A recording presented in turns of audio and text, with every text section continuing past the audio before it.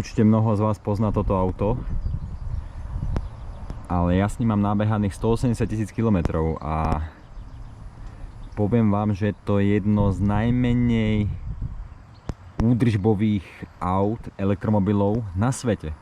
Respektíve aj aut všeobecne na svete, keďže je to brutálne jednoduchý elektromobil s brutálne, podľa môjho názoru, predimenzovanou technikou. Dokonca aj pneumatiky si tu prehadzujem sám. Proste po 5 rokoch som kúpil nové gumy, dal som si ich raz obuť a prehadzujem si to takto hore dole sám. Takže totálne lacná údržba, lacná prevádzka tohto auta. Toto auto mi počas tých kilometrov dokázalo ušetriť peniaze na palive na to, aby som si zaplatil nejakú časť z tohto auta. Takže brutálne odporúčanie pre tých, ktorí chcú začať s elektromobilom, alebo ako druhé auto do rodiny, s ktorým budú proste behať kade-tade. Nehovoriac o tom, že toto auto bolo 3-krát v Chorvátsku. K tomu viem dať aj nejaké dôkazy. To bolo ešte v období, keď v Chorvátsku sa dalo dokonca nabíjať 2-3 roky po sebe zadarmo. To znamená, že toto auto má za sebou 3 dovolenky v Chorvátsku, kde prevádzka nestála ani korunu. Celá cesta. Neuveriteľné, že? Samozrejme, teraz je už situácia iná, ale stále na bežné jazdenie, dobíjanie z domácej zásuvky, dobijete to za pár hodín proste. Toto auto je špička. Proste keď chcete úplne bezúdržbové auto. Tam sa nemá čo pokaziť. Nemá. Aj keď nejaké závady som mal, ktoré sa riešili ešte v rámci záruky. A aj tam mám nejakú závadu. Jedna z nich je, že vyhrievaná sedačka už nefunguje. To presne po záruke prestalo fungovať, ani som to potom neriešil.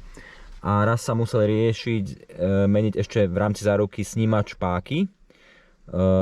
V podstate auto nevedelo, že je v polohe P a tým pádom nedovolilo nabíjať zaparkovanému autu. Takže väčšinou sa to rieši, že sa tam vymení taký snímač, ale v tomto prípade oni vymenili celú páku a celý ten mechanizmus s tým, že aj tak by to možno nebola nejaká veľká položka, nejakých 300 €, ale ako toto auto je pracant. A nehovorím o tom, že to auto má aj dosť solidný priestor na to, aké je to malé. Akože my sme tu sa dokonca aj relatívne aj dvaja dospelí ľudia odvezú.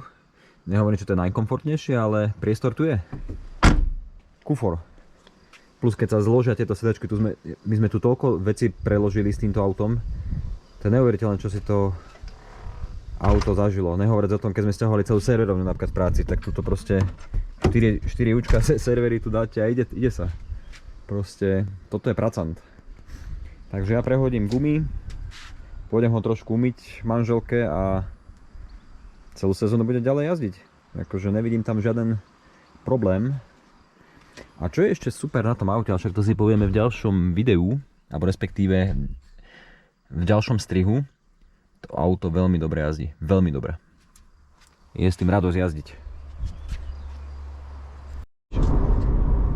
No a čo bolo na tomto aute najzaujímavejšie, že ako lacno sa dalo kúpiť. Možno si pamätáte rok 2019-2020, boli dotácie na Slovensku. Toto auto sa s tou dotáciou dalo kúpiť za 9500 €. Takže viete si predstaviť, že pri tých kilometroch za 3 roky to bola návratnosť na palive. Za 3 roky jazdenia, alebo dobre, za 4 teda. To je neuveriteľné. Toto auto je asi jediné auto na svete, ktoré prakticky je v pluse. Ideme ho trošku umyť. Na tých letných pneumatikách to jazdí perfektne. Akože prísam Bohu, radšej sa dám do tohto auta, ako do toho idečka. Že to sa tak dobre šoferuje. Akože nemá to nejaký brutálny výkon, ale hlavne keď to porovnáš s tým idečkom. Ale je to paráda. Parádne vozenie. Aký som tu robil servis na aute, taký v podstate mimo toho, že prvých 5 rokov, či koľko to bolo v záruke, to chodilo do autorizáku na nejaké bežné kontroly. Tak teraz po 170 000 km som sa rozhodol, že tam vymením aj olej v reduktore. Aj keď veľa z vás by povedal, že už je asi dosť neskoro, ale keď sme ho menili, tak ten olej mal farbu ako nový. Pravdepodobne asi tá viskozita už nebola taká, ale v podstate v takomto aute netreba to riešiť, že každých 60 000 km, ale podľa mňa kľudne by som povedal 150 000 km a 5 rokov a vymeniť. Musí stačiť. Takže to v podstate má to nové gumy, má to ten vymenený olej a jediné, čo by si to možno žiadalo, tak by som možno asi už vymenil kotúče, lebo tie kotúče už sú trošku aj také zahrdzavenejšie, ale nie je to nič katastrofálne. Platničky sú úplne v pohode, takže to je asi jediný servis, čo by som to spravil a najbližšie roky s tým vôbec nehýbal, iba jazdil. A ešte čo je zaujímavé, to si môžeme potom aj ukázať, tak všetky články sú úplne totálne rovno vybalansované. To ako som sa bavil, že oni to tu proste predimenzovali. Už len to, že ja tu ani necítim nejakú degradáciu kilometrovú oproti novému autu. Ja proste tie isté trasy jazdím s tým istým dojazdom, s tým istým úbodom z batérie. To je proste, akože, to je fakt.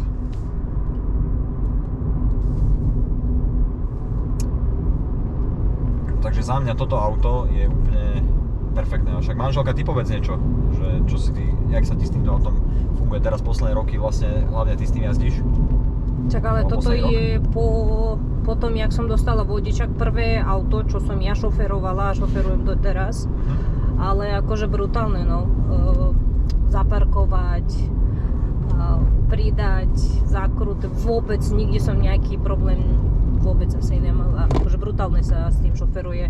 Som šoferovala aj to idečko, ale pre mňa to je také ťažké veľké auto, keď tu už som zvyknutá. Áno, toto je také hravé, že dokonca v zime, keď bolo veľa snehu, tak normálne s tým idečkom som nemal takú istotu, jak s týmto. A s týmto sa dalo robiť, čo som áno, chcel. si istý, áno, že keď sedíš za volantom, úplne si istá, že... má to dobrý feedback od volantu, akože je to... Naozaj, to auto je... super. Daj mi túto kamerku. Teraz akorát ukazuje dojazd 116 km pri nejakých 55% nabitia. To sa nenabíjalo už. No ja, to ten dojazd sa teraz bude len zvyšovať, lebo doteraz to jazdilo v podstate zimu, čo sme sa vrátili.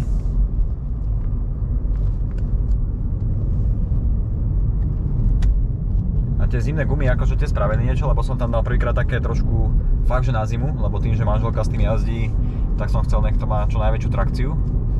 A určite to tie boli trošku cítiť na tom dojazde. Ale zasa tieto letné, to auto má také dva módy. Zimu naozaj treba poriadne nabíjať na 100%, predkúriť, pripraviť sa na to, aby človek prešiel proste aj tie nejaké dlhšie vzdialenosti. V lete to nežere nič. Tu sa dá jazdiť do 10 kWh na 100 km a fakt do 10, proste takto na okreskách. Aj dokonca aj na diaľnici, keď ho šupujete, proste maximálka 135, tak nežere nejak veľa. Samozrejme tá baterka je malá, reálne využiteľných možno nejakých 29 kWh tam je. Viac tam proste človek nenamerá. Takže akože normálne toto auto keď vyjazdíme, ja si myslím, že si kúpim z bazáru také isté s málo kilometrami. Pokiaľ nebude niečo iné samozrejme na trhu, ale mne sa tu páči strašne tá jednoduchosť, že to vôbec človek nemusí riešiť žiaden servis.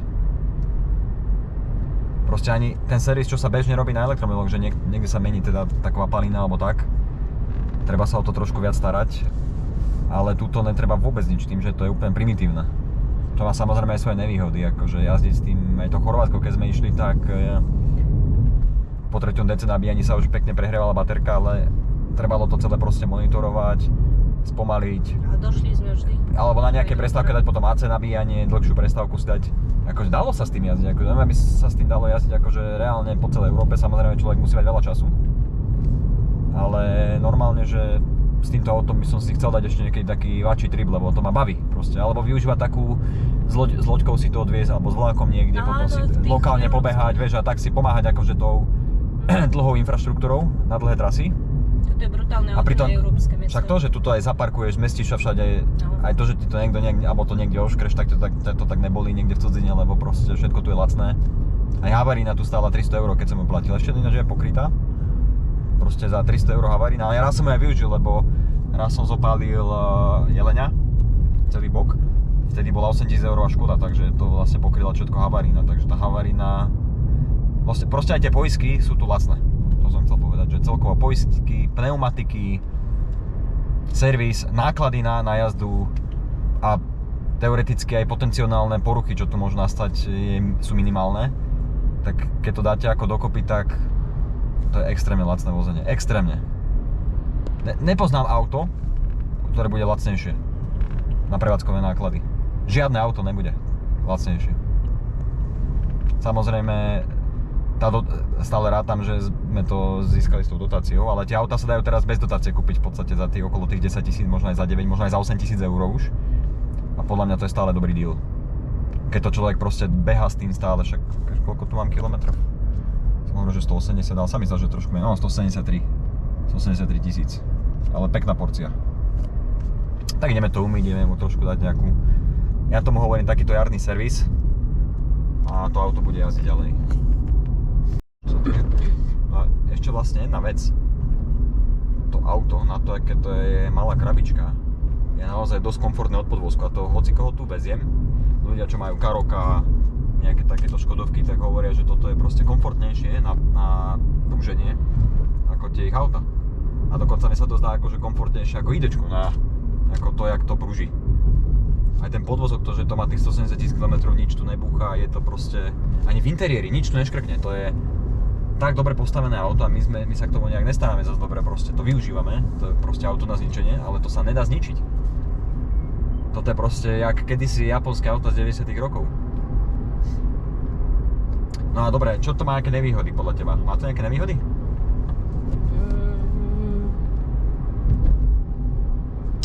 Neviem, akože jedine ja napríklad by som chcela väčšie auto, ale s takýmito vlastnosťami jazdy a tak.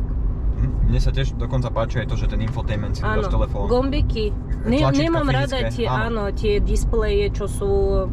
Presne, ja by som chcel normálne, že takýto štýl auta, proste úplne nejaký moderný hatchback, alebo sedan, alebo kombi, to je jedno, alebo SUV. A tá bezpečnosť bola taká modernejšia, áno. Ale s týmto, tieto proste jednoduché feature, úplne jednoduché.